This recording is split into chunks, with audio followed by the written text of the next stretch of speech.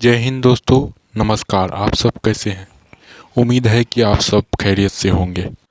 दोस्तों, आज की वीडियो में हम बात करेंगे मशहूर कॉमेडियन राजू श्रीवास्तव के जीवन के कुछ महत्वपूर्ण रोचक तथ्य के बारे में।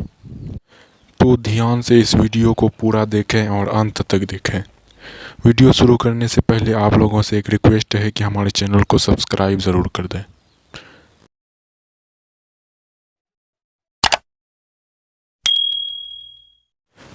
दोस्तों, किसी का यूं तो जाना केवल खबर नहीं होता। राजू श्रीवास्तव के निधन पर कई लेखकों को उनकी यात्रा याद है और उनके निधन को रूटीन खबर से ज़्यादा देख रहा है। राजू की कॉमेडी की दृश्यता लाजवाब थी। ऐसा लगता था कि राजू इस मंच से उस मंच पर चले गए हैं जिसकी बखिया उधेड़ते हुए हंसा रहे हैं। बहुआयामी प्रभाव रच देते थे। उनकी एक प्रस्तुति बहुत अच्छी थी। बाराती कैसे प्लेट में खाना का आइटम ठूंसे जा रहे हैं। अलविदा राजू श्रीवास्तव जी।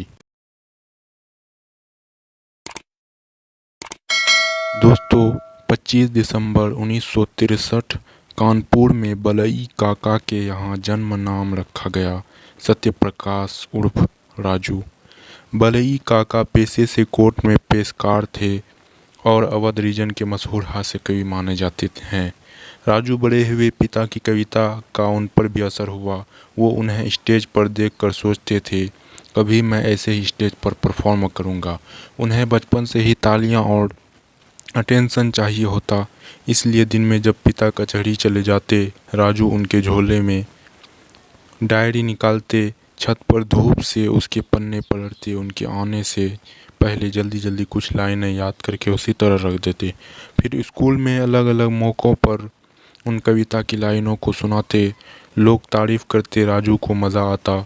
उनकी सबकी नकल करने का भी खूब शौक था।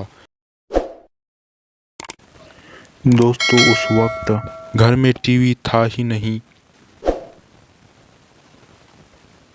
इसलिए रेडियो सुनते थे। घर का माहौल ऐसा था कि पिता के सामने रेडियो पर कोई रोमांटिक गाना बजता, राजू असहज हो जाते, जैसा कि लगभग सभी मिडिल क्लास परिवार में होता है। आज से 40-42 साल पहले और होता रहा होगा।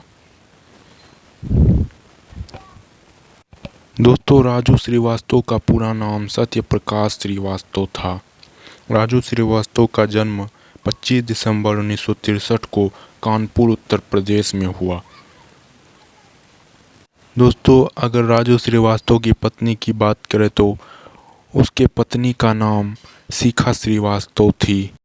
तो प्लीज़ दोस्तों, आप लोगों से रिक्वेस्ट है कि मेरे चैनल को सब्सक्राइब ज़रूर करें और बगल में लगे बेल आइकन को प्रेस कर दें और वीडियो को ज़्यादा से ज़्यादा शेयर करें और लाइक भी करें।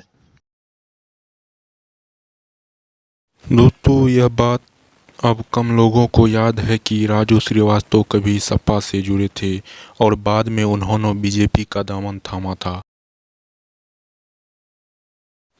कला याद रहती है, वे समझौते पीछे छूट जाते हैं जो कलाकार अपने जीवन काल में किसी प्रलोभन या दबाव में करते हैं।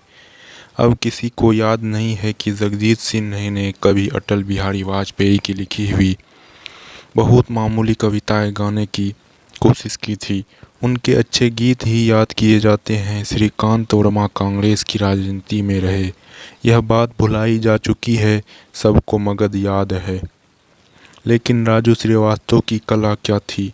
वे लोगों को हंसाते थे। हंसना कलाओं में शायद सबसे उपेक्षित काम माना जाता है। चुटकुले साहित्य की सबसे तिरस्कृत विधा है। इतने तिरस्कृत चुटकुलों कहने वाले उनमें अपना नाम तक जोड़ना पसंद नहीं करते। लेकिन हंसाने की परंपरा बहुत पुरानी है, विधियां भी बहुत सारी। हिंदी में हास्य कविता एक स्वतंत्र विधा हो चुकी है। साहित्य को हिंदी का संभव यह मौलिक योगदान है। इसके अलावा व्यंग्य में चुभने के अलावा हास्य भी होता है। फिर नाटक भी हंसाने का माध्यम रहे हैं। सर्कस में जोकर किसी भी जानवर से कम पसंद नहीं किए जाते रहे। इस वाक्य में जो छुपी हुई जस्टिस या त्रासदी है वह जानबूझकर डाली गई है, यह बताने के लिए कि हम अपने हंसौर लोगों का बहुत सम्मान नहीं करते, उनके साथ कई बार अमानवीय बर्ताव ही करते हैं।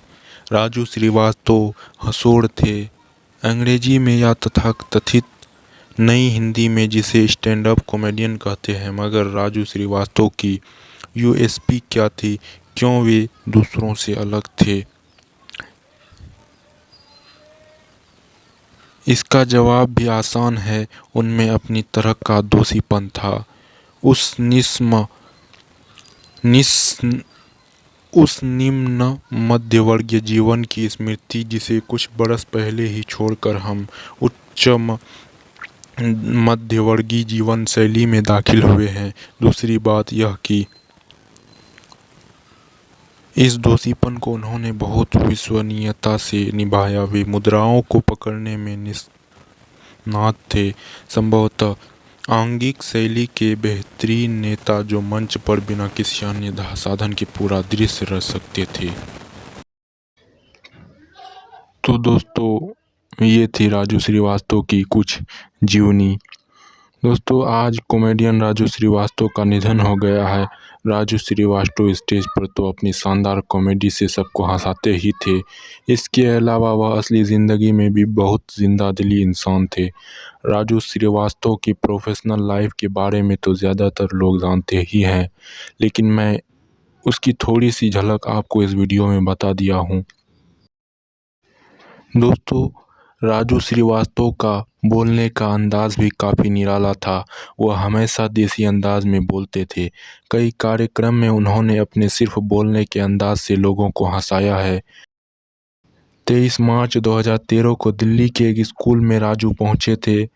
इसी दौरान उन्होंने एंकरिंग कर रही लड़की को देखते ही कहा था कि अच्छा बहन जी भी आई हैं, क्या बात है, नहा कर आई हैं आज तो।